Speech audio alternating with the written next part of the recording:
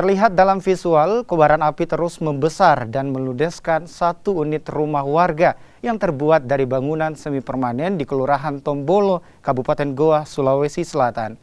Warga yang panik hanya bisa menyaksikan api terus membakar satu bangunan rumah hingga rata dengan tanah. Petugas pemadam kebakaran Kabupaten Goa yang tiba di lokasi langsung berusaha memadamkan api.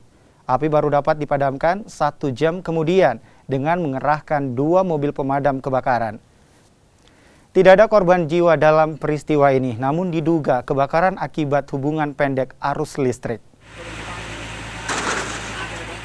Kami menerima informasi dari masyarakat dengan adanya kebakaran sehingga seluruh jajaran personil yang siaga segera ke lokasi dengan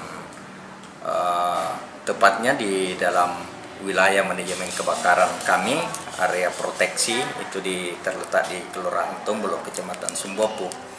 Kemudian dalam peristiwa ini itu menghanguskan satu unit rumah rata dengan tanah.